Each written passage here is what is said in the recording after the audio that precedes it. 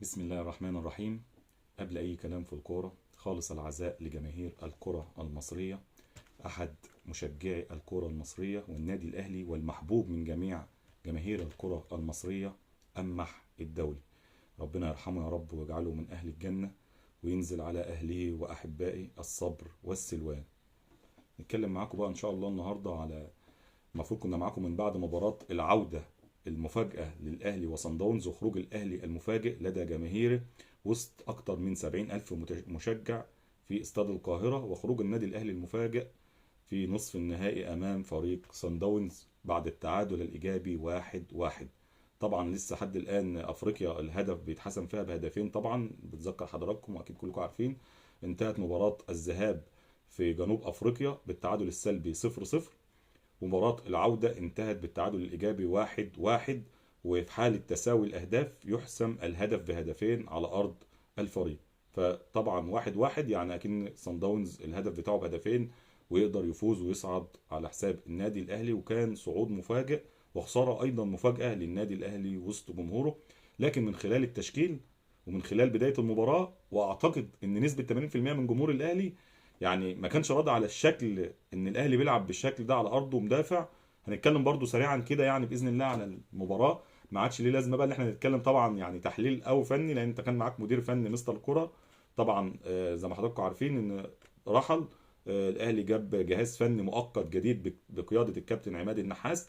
هنتكلم ايضا النهارده على مباراه الاهلي وبتروجيت التي فاز فيها النادي الاهلي بنتيجه 3-2، وفوز ايضا صعب كان للمباراه الثانيه على التوالي. الاهلي هيتعادل ويفقد المنافسه على لقب الدوري المصري، لكن فوز صعب وثلاث نقاط تخلي الفرق زي ما هو 4 نقاط ما بين الاهلي والمتصدر بيراميدز. هنتكلم معاكم ايضا في ملخص برضو للمباراه، ملخص بالمباراه باحداثها كامله يعني. لكن هنتكلم في الاول كده سريعا على مباراه الاهلي وصن داونز والشكل اللي الاهلي بسببه خرج. لو هنتكلم كده يعني التشكيل، النادي الاهلي بدأ بتشكيل مكون من حراسة المرمى محمد الشناوي، يعني تشكيل اقرب من مباراة الذهاب. انت بتلعب وسط ارضك وسط جمهورك، المفروض كان يبقى الشكل افضل من كده، وبتلعب هجومي. لعب في حراسة المرمى محمد الشناوي 3 مساكين، دي بقى المشكلة هنا، انت 3 مساكين على ارضك وكأنك كاسب هناك.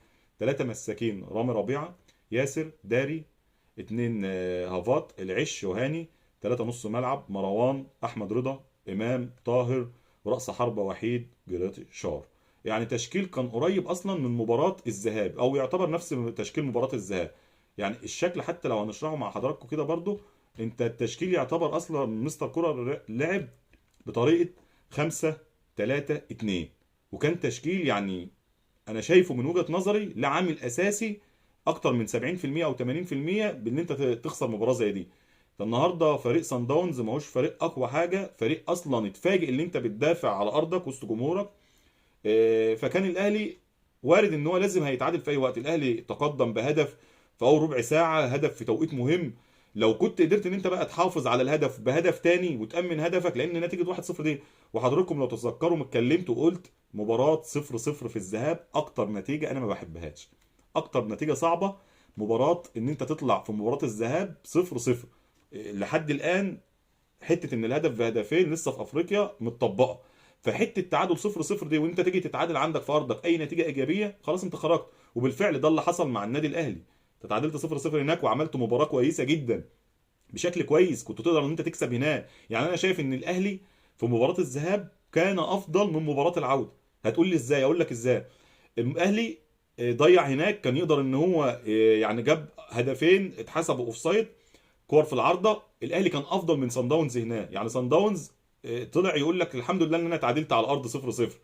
اجى عندك خلاص انت المفروض ان انت تهاجمه 1-0 وجبت واحد، ويعني بدايه كويسه، دوس وجيب التاني والتالت. لكن طبعا كرة القدم بتعترف بالاداء اللاعيبه، برجوله اللعيبه في الملعب برضو، عشان نتكلم بما يرضي الله ومنصفين. اللعيبه لها دور. لو اتكلمنا ان الجهاز الفني ليه 70% من التشكيل وشكل الفريق، ايضا اللعيبه لها اكتر من 30% برضو. ما كانتش احسن حاجه اللعيبه، ما كانتش كويسه في الماتش ده برضو. والاهلي خرج، هنقول برضو قدر الله ما شاء فعل، مالكش نصيب. خير. لكن الواحد والله بيتكلم، يعني بنتكلم لو بنتكلم مع حضراتكم بنتكلم بكل حياديه، سواء اهلي زمالك طبعا بنتكلم يعتبر قطبين الكره المصريه طبعا، وانا كمشجع للنادي المصري انا بتكلم بكل حياديه والله. لو الزمالك، انا في المباراه دي كنت بشجع الاهلي، ليه؟ بيمثل مصر وبيلعب وسط جمهوره، فنفسي ان الجمهور ده كله يروح مبسوط. ايضا لو الزمالك اللي بيلعب، فانا بشجع نادي الزمالك ونفسي ان الجماهير دي كلها تروح مبسوط. الانديه الجماهيريه الواحد بيحب بصراحه الانديه الجماهيريه عشان خاطر الجمهور. الكرة دي بتفرح الجمهور، يعني الجمهور النهارده شوف ان الماتش كان الساعة 7، الجمهور موجود من الساعة من الصبح، يعني الجمهور كله موجود من بدري ورايح ومؤازر لفريقه. اي جمهور بقى، اهلي زمالك مصر اسماعيلي اتحاد، كان بيتكلم بصفة عامة حاليا عن النادي الاهلي يعني. فالواحد بيزعل ان الجماهير دي تمشي زعلان، لكن هي دي مباراة كرة قدم. ايضا رسالة للجماهير، مباراة كرة قدم وارد فيها ان انت تكسب النهارده وتاخد بطولة، وارد فيها ان انت تخسر بكرة وتخسر بطولة. فعادي، ما تحاولش، حاول ان انت يعني ايه، وقت الحدث تكون على قده، ما تحاولش ان انت تزايد في الزعل قوي او في الفرحة قوي. ده رسالة يعني.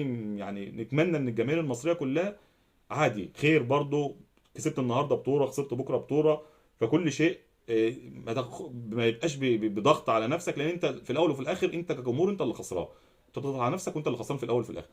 فخلاص كده نعتبر يعني ايه، اتكلمنا شويه عن مباراه سان داونز والاهلي. ندخل بقى النهارده طبعا جهاز فني جديد، واول مباراه للجهاز الفني الجديد طبعا كابتن عماد النحاس، مباراه في الدوري المصري. عندك طبعا كنادي اهلي بتنافس على الدوري وما انتش عايز تفقد اي نقاط عشان ما فرق ما يكبرش بينك وبين المنافس الاول ليك نادي بيراميدز.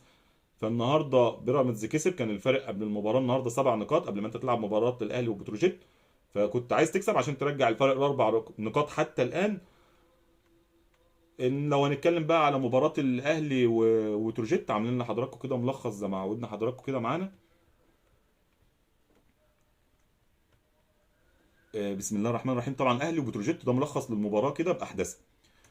فاول قياده جديده مصريه بقياده كابتن عماد النحاس المدير الفني للنادي الاهلي بعد الخروج من بطوله قاريه. القدر يقف مع النادي الاهلي اليوم في البطوله المصريه، وكاد ان يتعادل فريق بتروجيت مع النادي الاهلي في الدقيقه 96، يعني في الدقيقه 96 النهارده في الوقت بدل الضائع. بتروجيت النهارده الاهلي فاز 3-2، كان ممكن النهارده بتروجيت تتعادل 3-3، وطبعا الفرق كان يبقى بقى كبير ما بين الاهلي وبيراميدز، وطبعا الاهلي محتاج كل نقطه طبعا في الدقيقه 96، ويبعد حظوظه عن المنافسه عن لقب الدوري المصري، ويفوز الاهلي بنتيجه 3-2، ويبقى الفارق 4 نقاط ما بين بيراميدز في الصداره حتى الان. بدأ النادي الاهلي بتشكيل مكون من محمد الشناوي كحارس مرمى، 2 مساكين رامي ربيعه، اشرف دار، باك يمين محمد هاني، باك شمال احمد نبيل كوكا، 3 نص ملعب مروان عطيه، عمرو السوليه، امام عاشور، باكي هاف يمين طاهر محمد طاهر، وهاف شمال اشرف بن شرقي، ورأس حربة وحيد وسام ابو علي. طبعا خطه قريبه، كابتن عماد النحاس بدأ بخطه تعتبر 4-3-2-1. بدأت المباراه وتقدم الاهلي عن طريق، وما احلاها تقدم بقى من البدايه كده، عن طريق وسام ابو علي، ويضاعف النتيجه عمرو السوليه بالهدف الثاني للنادي الاهلي في اول نصف ساعه من المباراه. وما اجمل بدايه للنادي الاهلي بعد الخروج الافريقي وتقدم 2-0. ويظن الجميع أن المباراة تسير لصالح النادي الأهلي بنتيجة وسكور. طبعا بعد 2-0 الكل قال لك بقى خلاص بتروجيت هيسلم من البداية، والأهلي قادر إن هو يكسب ويعمل مباراة إن يرجع الروح تاني بعد الخروج الأفريقي. طبعا لكن كرة القدم لا تعترف سوى بالأداء والرجولة في الملعب، وبرجولة لاعبي بتروجيت وثقتهم في أنفسهم. وفي الدقيقة 44 يقلص فريق بتروجيت النتيجة بالتسجيل الهدف الأول من ركلة جزاء عن طريق المتألق طوال الموسم، واحد من المتألقين فعلا في الدوري المصري مع فريق بتروجيت، ونجم الفريق رشاد المتولي. لنظل أن بتروجيت قدم كل ما لديه في الشوط الأول، لكن يرفض بتروجيت الخروج من الشوط الأول خاسر، ويتعادل بكورة عرضية ولا أروع من حامد حمدان لينقض عليها رأس حربة بتروجيت ايمانويل، ويتعادل ويضع الاهلي في مأزق، وينتهي معه الشوط الاول بالتعادل الايجابي 2-2. يبدأ الشوط الثاني ويبدأ معه النادي الاهلي بالبحث عن هدف التقدم. وفي الدقيقة 60 اول بداية للنادي الاهلي، ده اول بقى بداية وهجمة حقيقية لاحراز هدف التقدم، وبكرة من الجانب الايسر على حدود 18 بتروجيت يلعبها ار2 اشرف بن شرقي، وترد من القائم لترفض هدف التقدم للنادي الاهلي. ويجري بعدها مباشره كابتن عماد النحاس اول 3 تغييرات للنادي الاهلي طبعا الكابتن عماد النحاس بدأ كده بأول تغييراته بثلاث تغييرات مع بعض، بنزول محمد مجدي قفشه وحسين الشحات وجرياتي بدلا من عمرو السولية وطاهر وبن شرقي. ومن اللمسه الاولى بقى، شوف بقى لما يبقى الحظ معاك، او ان انت سبحان الله اول تغييره ليك مع اول قياده ليك، واللاعبك اللي انت منزله لسه باول لمسه بهدف. ومن اللمسه الاولى له يكافئ مدربه بعد نزوله جراتشار بهدف ولا اجمل، وتسديده على الطاير بعد كره عرضيه من محمد هاني، وضربه حره يرتقي لها بتسديده ولا اروع جراتشار، ويتقدم للنادي الاهلي بالهدف الثالث. وبعد اقل من 10 دقائق من هدف الاهلي يحرز امام عاشور الهدف الرابع للنادي الاهلي، وبالتحديد في الدقيقه 69، ولكن يلغى بعد رجوع الحكم محمد معروف للفار، ويحتسب فاول قبل الهدف على امام عاشور. ومن وجهة نظري كده في الكرة دي انا شايفها ما هيش فاول بصراحة يعني، حتة بس كده للفار. انا شايف ان الفار بدأ يسرع الكرة، لو سايبها بوضعها الطبيعي والكرة بطبيعتها ومفيش فيها سرعة ولا فيها اي كلام، ان ممكن ما تتحسب هدف. لكن عتاب على الفار حتة السرعة ديت في اي كرة، انت سيب له الكرة بطبيعتها. انا وجهة نظري شايفها هدف صحيح يعني، لكن ألغى بداعي فاول على إمام عاشور. طبعا كده يعني تظل النتيجة بتقدم الأهلي بثلاث أهداف مقابل هدفين لبتروجيت، ويسيطر الأهلي على فترات من باقي مجريات المباراة، ويبحث بتروجيت عن هدف التعادل.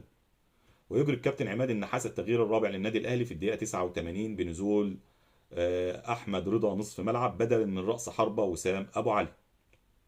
وفي اخر هجمات اللقاء بقى، اللي كانت يعني خلاص الاهلي ممكن يتعادل في اخر هجمه في اخر انفاس اللقاء، في الدقيقه 69 من الوقت بدل الضائع من احداث الشوط الثاني، كاد ان يقضي على احلام النادي الاهلي فريق بتروجيت بكره ملعوبه على حدود 18 النادي الاهلي، وتسديده كانت قريبه من هدف التعادل، لكن في شباك من الخارج للنادي الاهلي لتخرج خارج المرمى، ويخرج معها النادي الاهلي بمكسب وثلاث نقاط تبقي على حظوظ المنافسة على لقب الدوري المصري. طبعا مباراة صعبة، مباراة كانت في بدايتها النادي الأهلي متقدم في أول نصف ساعة 2-0، كانت سهلة، لكن يعني عايزين نقول كده برعونة لاعيبة مصر دايما، ما بيحس ان المباراة سهلة في الملعب بيبدأ بقى للاستعراض اكتر. دي عادة دائما في لاعيبة الكرة المصرية، ما يزودش النتيجة. لكن الاهلي قدر ان هو النهارده يكسب مباراه صعبه بثلاث نقاط، قلص الفارق ما بينه وما بين فريق بيراميدز المتصدر لاربع نقاط، ويبقى باقي مباريات الدوري. ده كانت حلقه مع حضراتكم، يعني اتكلمنا كده على مباراه الاهلي وصن داونز وسبب الخساره يعني وخروج النادي الاهلي، واتكلمنا ايضا على ان اليوم مباراه الاهلي وبتروجيت ومكسب الاهلي بنتيجه 3-2 تحت اول قياده فنيه للكابتن عماد النحاس. نتمنى ان احنا يعني نكون ضياف خفاف دايما على حضراتكم. وطبعا يعني بنشكر كل متابعينا، وما اجمل بدايه للكلام ونهايه للكلام. بالصلاه والسلام على سيد الانام سيدنا محمد صلى الله عليه وسلم، فصلوا عليه وسلموا تسليما. وشكرا لكم، والسلام عليكم ورحمه الله وبركاته.